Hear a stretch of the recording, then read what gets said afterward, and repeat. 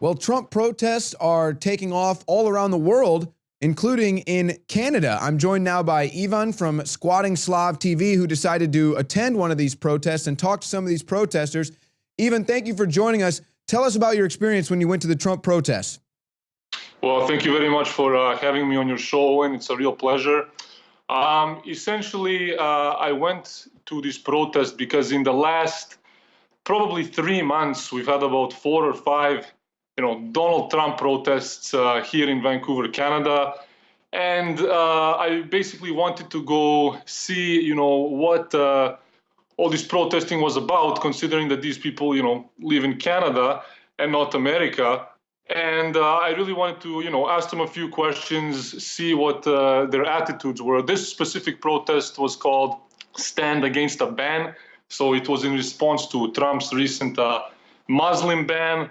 And I just wanted to get out there, to ask them a few questions, see how much they actually know about the current state of affairs versus, the things, the old mantras that they're just spewing and recycling from CNN, Vice, AJ Plus, and BuzzFeed. And that's pretty much exactly what you found. The same thing that we found at InfoWars is that they really don't have any idea. When you talk to some of the guys about the countries, they didn't even know the countries. You had to recite the countries for them. And then the one aspect of this that you point out that I find even the most ironic, these are people that live in Canada. Why are you protesting the American president? Is that something that's common? Are people in Canada always obsessing over the American president? Is this normal? Well, that's the irony, Owen, because, you will never see these people here in Vancouver protesting things that, directly affect them in some way, the electoral reforms here in Canada or, even the high prices of the housing market. You'll never see them protesting these things. They'll only be protesting the things that are, hip, trendy, and cool, and that are in at the moment. So they essentially have no real knowledge of what's going on. Most of them are just out there to, be seen and to sort of recycle the same old things that everyone else is saying, on CNN, the mainstream news, Vice, and, all these sort of hipster news sources.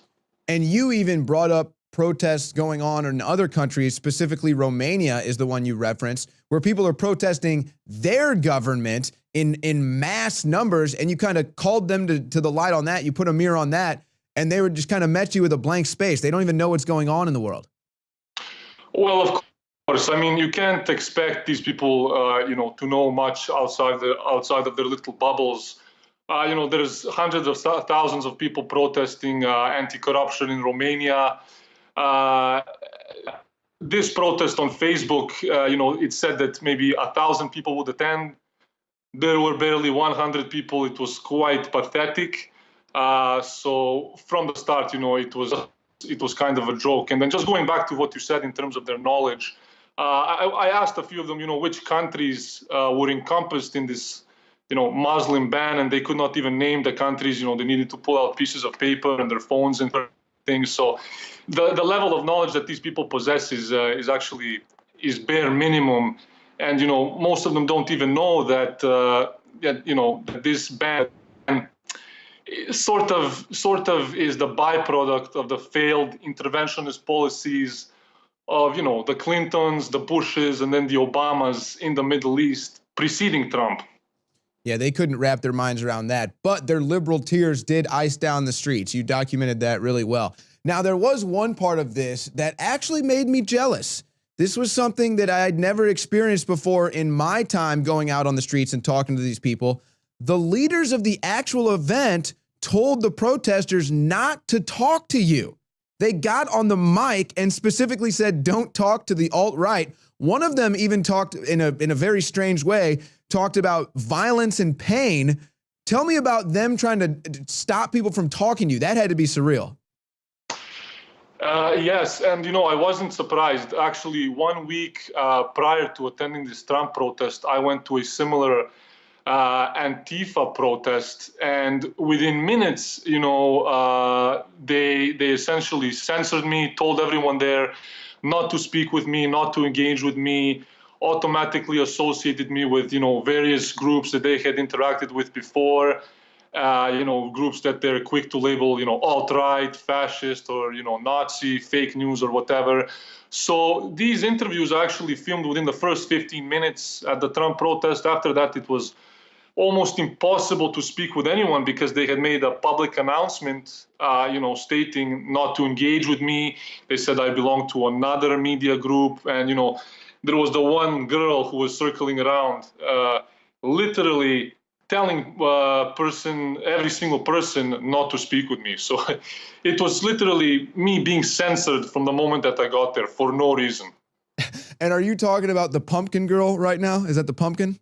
Yes, the little one dressed like a pumpkin who looks like she was a little hobbit from Narnia. So you had the pumpkin running around telling people not to talk to you. You had some guys, there's actually the video right there. Thank you guys for showing that. I've noticed that. They get up right next to you and they kind of like dry hump you, or it's some sort of like a weird game they play where they just like put their butt on you and they try to like stop you from talking to them or something. You experience that. And then, like I said, the one girl gets on the mic and is like, "We will not talk to people who support violence and pain." There she, I'm not sure if that's her, but I mean, it went from just dumb protesters to now you're talking about, looked like deranged people. Yes. They will often, when you're speaking to them, as you've seen and witnessed in all of your videos, they will try to essentially drown you out, or with noise, or try to make you look stupid by being all touchy, and this is exactly what they do, to evade any kind of questioning from your end, because they fear that if you question them, you will actually expose their ridiculousness and their stupidity. So, in order to save everyone's reputation there, what they do is make these big public announcements to make sure that no one is engaging with anyone asking questions or anyone that may hold, a different view or a different opinion. And let's be clear, this was your first video. Squatting Slav didn't have any other videos. You weren't associated with anything. You were just there asking questions, but just by asking questions, you become an alt-right Nazi.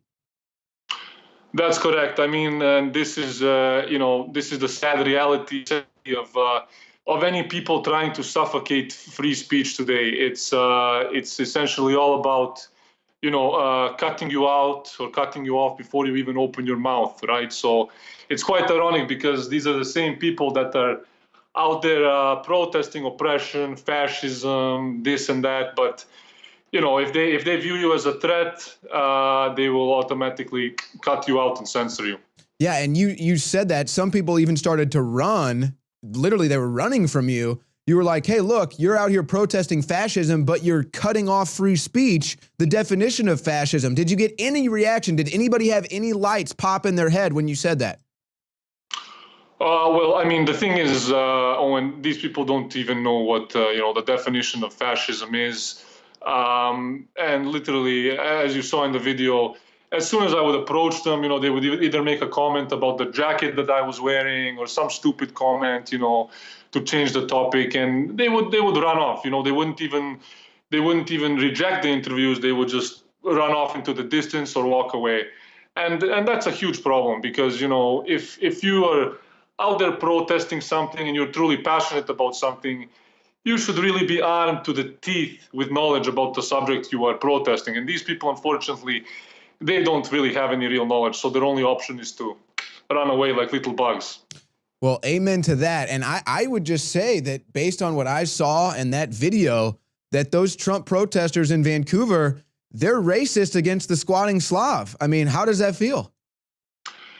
Well, you know what? That's the impression that I got from this first protest. And like I told you earlier, I intend to attend all of these little rallies and get-togethers, and hopefully, expose more of these regressive leftist clowns wherever I can. So the point of having this Squatting Slav TV is essentially to pretend that I'm this, Eastern European immigrant who knows nothing, but then actually exposes their stupidity and ignorance, through questions.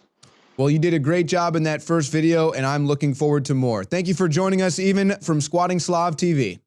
Thank you very much again for having me, Owen. Take care.